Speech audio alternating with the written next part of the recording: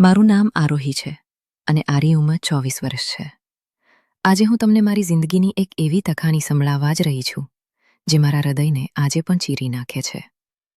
એક એવી કહાની જેમાં મારા સપના તૂટ્યા, મારી ઇજ્જત રંડાઈ, મારું શરીર અને આત્મા બંને તૂટી ગયા, પણ છેવટે મેં ન્યાય મેળવ્યો અને સાચો પ્રેમ શોધી કાઢ્યો. જો તમે મારી સાથે છે તો આખી કહાની ધ્યાનથી સાંભળજો, કારણ કે આ કહાની મારી નથી, આ તમારી પણ હોઈ શકે છે. મારું બાળપણ એક મોટી હવેલીમાં વીત્યું હતું. અમારું પરિવાર મોટો અને સંયુક્તિત હતો. મારા કાકા અને કાકીની દીકરી રાનિયા મારી સૌથી નજીકની સહેલી અને બહેન જેવી હતી. તે મારાથી 2 વર્ષ મોટી હતી. અમે બંને હંમેશા હસતા રમતા અને એકબીજાના રાજ છુપાવતા. પણ અમારા પરિવારમાં એક શખ્સ એવો હતો જેનાથી હું હંમેશા ડરતી અને તેની શાંતિ મને અજીબ લાગતી. તે હતા અસવંત ખાનજાદા. તેઓ ત્યારે 30 વર્ષના હતા, ગંભીર, ગુસ્સાવાળા અને હંમેશા ચહેરા પર કડવાશ લઈને ફરતા. તેમની આંખોમાં એવો રોબ હતો કે ઘરના બધા તેમને ડરતા. હું તેમની બહેન રાનિયા સાથે તેમની મજાક ઉડાડતી.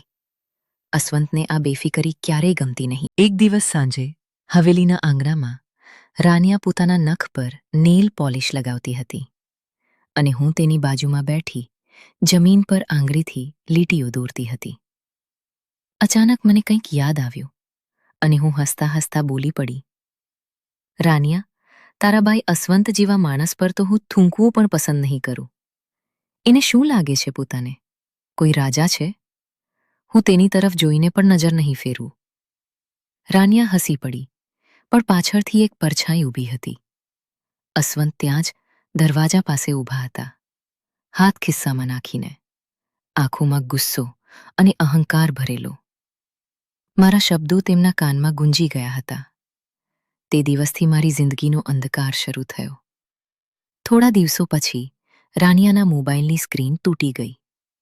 જ્યારે મેં તેને મદદ કરવા માટે હાથમાં લીધો, ત્યારે મારી આંખો સામે એવી તસવીરો આવી કે મારું શરીર ઠંડુ પડી ગયું. રાનિયા મુરાદ નામના છોકરા સાથે ગુપ્ત રીતે વાતો કરતી હતી અને એવી તસવીરો મોકલતી હતી જે કોઈ યુવતીએ ક્યારેય ન બતાવવી જોઈએ. મેં તેને સમજાવ્યું કે આ ખોટું છે, પણ તેને મારી વાત પર કાન ન ધર્યા. તે જ રાત્રે અસવંત રૂમમાં આવ્યા. રાનિયાએ ડરીને મારા ઉપર જૂઠું ઠેરવી દીધું કે મુરાદ મારો બોયફ્રેન્ડ છે. અસવંતનો ગુસ્સો 7મા આસમાને પહોંચી ગયો. તેમણે મારા ગાલ પર જોરથી થપ્પડ મારી અને કહ્યું, ઘટિયા છોકરી, તું મારી બહેનને પણ બગાડે છે. તે જ રાત્રે ઘરમાં બેઠક બોલાવવામાં આવી અને અસવંતે એલાન કર્યો કે તે મારી સાથે લગ્ન કરશે. મેં ના પાડી. મારા માતા પિતા પણ હરકત દાખવી પણ. અસવંતે ધમકી આપી કે જો હું ના કહીશ તો તે રાનિયાના રહસ્યને મારા માતા પિતા સમક્ષ લાવશે. મારા પરિવારે મને સમજાવ્યું અને હું મજબૂરીમાં હા પાડી. લગ્નની તૈયારીઓ થઈ. મારા હાથમાં મહેંદી લગાવવામાં આવી, પણ મારી આંખોમાં આંસુ હતા. રાનિયા મારી પાસે આવી તો મેં તેને દૂર ધકેલી દીધી. તું મારી જિંદગી બરબાદ કરી દીધી. હું તને બહેન માનતી હતી, પણ તું દગાબાજ નીકળી. તે દિવસે મેં તેના ચહેરા પર પહેલીવાર નફરત જોઈ. લગ્નની પહેલી રાત. રૂમમાં ગુલાબની પાંખડીઓ વિખરાયેલી હતી. તેમની સુગંધમાં પણ મારા માટે બેપસીની મહેક હતી. હું બેડ પર બેઠી હતી. મારું શરીર ધ્રુજતું હતું. અસવંત અંદર આવ્યા તો તેમના ચહેરા પર કોઈ રહેમ નહોતું. તેમણે કહ્યું, તને સુહાગરાતનો શોખ હતો ને? આજે હું તને બતાવું છું કે જ્યારે ઇજ્જત પર આંગળી ઊંચી થાય ત્યારે કેવું લાગે છે. મેં કાપતા હોઠે વિનંતી કરી, પ્લીઝ ના, મને ડર લાગે છે. મારી સાથે આવું ના કરો. પણ તેમણે મારી એક પણ વાત ન સાંભળી. તે રાત મારા માટે નરક બની ગઈ. મેં રડી, ગીર ગીરાવ્યું, પણ તેમનો ગુસ્સો અને અહંકાર એટલો મજબૂત હતો કે તેમણે મારી આત્માને કચડી નાખી. સવારે જ્યારે સૂર્યનો પ્રકાશ આવ્યો ત્યારે રૂમમાં માત્ર તબાહી હતી. અસવંતે મને બેડ પરથી નીચે ધકેલી દીધી અને કહ્યું, દફા થઈ જા મારા ઘરમાંથી. ના તો હું તને અપનાવીશ ને ના કોઈ બીજાને થવા દઈશ. મારું તૂટેલું શરીર ફરસ પર પડ્યું. હું ત્યાંથી ચાલી નીકળી. લોકો મને જોતા હતા. કેટલાકના ચહેરા પર હેરાની, કેટલાકના હોઠ પર સરગોશીઓ. આ કોણ છે? દુલ્હન લાગે છે. ઘરમાંથી નીકાળી દીધી છે. પણ મને કોઈની પરવા નહોતી. મારા કાનમાં ફક્ત અસ્વંતના ઝેરી શબ્દો ગૂંજતા હતા. હું રસ્તા પર ચાલતી હતી ત્યારે એક ગાડી યુટર્ન લઈને મારી સાથે ટકરાઈ. હું હવામાં ઉછળીને રસ્તા પર પડી ગઈ. જ્યારે આંખો ખોલી તો એક 20 વર્ષનો યુવાન છોકરો મારી તરફ દોડતો આવતો હતો. તેનું નામ માહિર હતું. તે મારા ચહેરા તરફ જોઈને સ્તબ્ધ થઈ ગયો. ઓ ગોડ, મેં આને મારી નાખ્યું. તેણે મને ઉઠાવીને પોતાના ઘરે લઈ ગયો. તેની માતા હશમત બેગમે પહેલા ગુસ્સે થઈને પૂછ્યું, તે આ છોકરી સાથે શું કર્યું? પણ જ્યારે તેમણે મારી હાલત જોઈ તો તેમના ચહેરા પર નરમાઈ આવી ગઈ. તેમણે મને બેડ પર લીટાવ્યો અને કહ્યું, બેટા, તું હવે અહીં સુરક્ષિત છે. થોડા દિવસો પછી હું હોશમાં આવી. મારું શરીર દુખતું હતું, પણ મારા મનમાં એક નવી ચિંગારી પેદા થઈ હતી. હું પહેલા જેવી નબળી નહોતી. હું ખામોશ તૂફાન બની ગઈ હતી. માહિર મને ખામોશીથી જોતો રહેતો.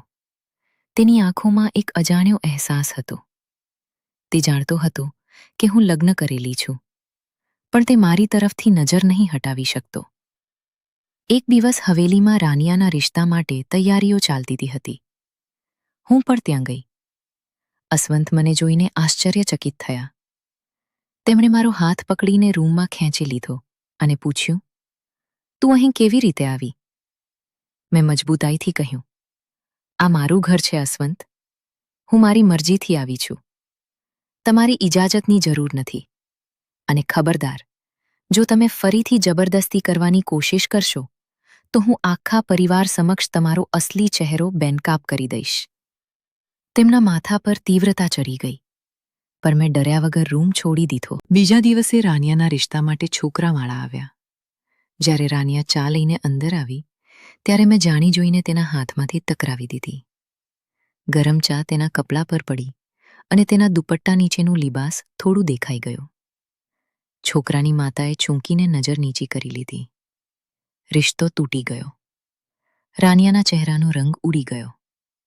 ત્યારબાદ મેં માહિરને કહ્યું કે રાનિયાનું રહસ્ય બહાર લાવવું જોઈએ. તેણે મને મદદ કરી. અમુક તસવીરો અને સંદેશા અનામી રીતે પરિવાર સુધી પહોંચાડવામાં આવ્યા. જ્યારે રાનિયાની માતાએ ફોન જોયો ત્યારે તેમના હાથ કાંપવા લાગ્યા અને તેઓ બેભાન થઈ ગયા. અસ્વંતે રાનિયાના ગળા પર હાથ મૂકી દીધો. તે અમારી ઇજ્જત ખાકમાં મેળવી દીધી. ત્યારે હું હસતા હસતા અંદર આવી અને બોલી, શા માટે? હજુ પણ મારા ઉપર જ ઇલ્ઝામ લગાવશો? આ તસવીરો પણ મેં જ લીધી હતી. અસ્વંતના હાથ ઢીલા પડી ગયા. પછી મેં આખા પરિવાર સમક્ષ સાચું કહી દીધું. કેવી રીતે અસ્વંતે મારી સાથે જુલમ કર્યો, મને ઘરમાંથી બહાર ધકેલી દીધી, મારી આત્મા કચડી નાખી. મારા માતા પિતા આગળ આવ્યા અને કહ્યું, અમે અમારી દીકરીને અહીં નહીં રહેવા દઈએ. તેઓ મનને લઈને ચાલ્યા ગયા. અહીં જ એક મોટો ટ્વિસ્ટ હતો જે મને પછીથી ખબર પડી. માહિરે મને કહ્યું, આરોહી, તે તસવીરો મેં જ અનામી રીતે મોકલી હતી. જ્યારે તું તે રસ્તા પર પડી હતી ત્યારે મારું હૃદય એક જ વારમાં તારા માટે ધરકી ઉઠ્યું હતું. તારી સુંદરતા અને તારી પીડા મને અંદર સુધી સ્પર્શી ગઈ હતી. મેં નક્કી કર્યું કે હું તને બચાવીશ અને તારા માટે ન્યાય પણ મેળવી આપીશ. તે દિવસથી હું તને પ્રેમ કરવા લાગ્યો હતો. મારી આંખોમાં આંસુ આવી ગયા. તે અજાણ્યો છોકરો જે મને ગાડીથી ટકરાયો હતો તે જ મારો સાચો રક્ષક નીકળ્યો હતો. મેં અસ્વંતથી છૂટાછેડા લીધા. મેં મારી પઢાઈ ફરીથી શરૂ કરી. એક દિવસ યુનિવર્સિટીની સીડીઓ પર માહિર આવ્યો અને કહ્યું, હું મારી માતાને તારો રિશ્તો લઈને મોકલવા માંગુ છું. આ વખતે તું મારી સાથે પૂરી જિંદગી ગુજારીશ. મેં મુસ્કુરાઈને કહ્યું, મને કોઈ આટક નથી. અમારા લગ્ન થયા. લગ્નની રાતે માહિરે મને નરમાઈથી પોતાની નજીક ખેંચી લીધી અને કહ્યું, હું તારી જિંદગીમાં તે બધી ખુશીઓ પાછી લાવીશ જે તે ગુમાવી હતી. મારી આંખોમાં આંસુ આવી ગયા. પણ આ વખતે તે ખુશીના આંસુ હતા. ખુશીના આંસુ હતા. અસ્વંત આજે પણ તે જ હવેલીમાં એકલા છે. તેના માતા પિતા તેની સાથે વાત નથી કરતા. તે રોજ મારી જૂની તસવીરો જુએ છે અને રડે છે. કાશ હું અહંકારને બદલે મુહબ્બતને પસંદ કર્યો હોત. પણ હવે ઘણું મોડું થઈ ચૂક્યું છે. આ કહાણીમાંથી એક જ મહત્વનું શીખવા મળે છે. અહંકાર અને ગુસ્સો ક્યારેય સુખ લાવતા નથી.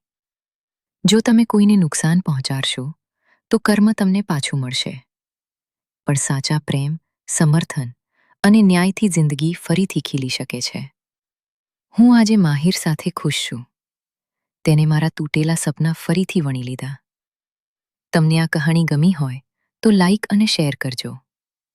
કોમેન્ટમાં લખજો કે તમારા જીવનમાં કોણ તમારું સાચું સમર્થન કરે છે. વધુ આવી ઇમોશનલ અને હૃદયસ્પર્શી કહાણીઓ માટે ચેનલને સબસ્ક્રાઇબ કરજો અને બેલ આઇકન દબાવજો. આવતી વાર્તા સુધી અલ્લાહ હાફિઝ.